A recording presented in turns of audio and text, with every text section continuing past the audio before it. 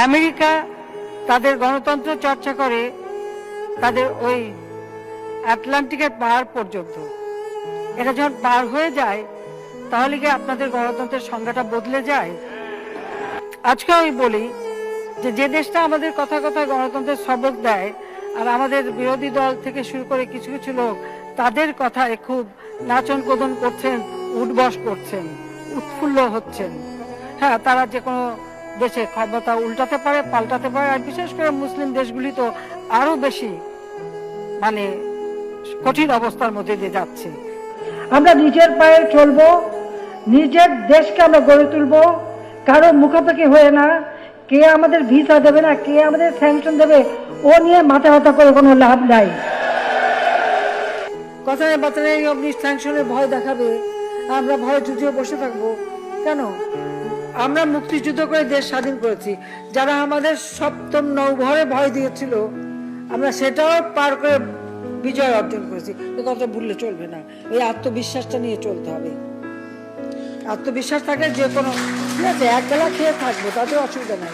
30 ঘন্টা প্লেনে জার্নি করে আটলান্টিক পার হয়ে ওই আমেরিকা না গেলে কিচ্ছু আসা যায় না।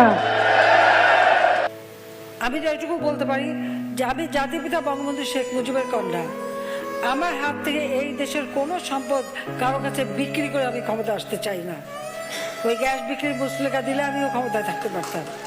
আর এখনো যদি ওই বলি যে না, ওই সেন্ট মার্টিন দ্বীপ বা আমাদের দেশ কাউকে লিজ দেবো, তাহলে আমার ক্ষমতায় থাকার কোনো অসুবিধা নেই, আমি যাই সেটা।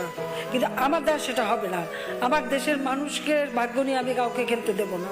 পরের যেটা ষড়যন্ত্র সেটা হচ্ছে ইলেকশনই হতে দেবে না, তবে দেবে।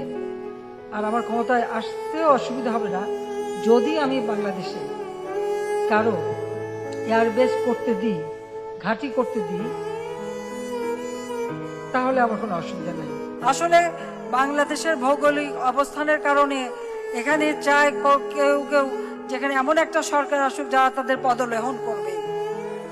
বড় দেশ মোড়লিপানা সব জায়গায় করে থাকে, কি এরা যাদের বন্ধু হয় তাদের তো আর শত্রু লাগে না। আমি দেশও বেচি না, দেশের স্বার্থ বেচি না। আমি সবসময় দেশের স্বার্থ রক্ষা করেই চলি। তার জন্য আরেকবার ক্ষমতা আসতেও পারিনি, আমার কিচ্ছু আসে যায় না।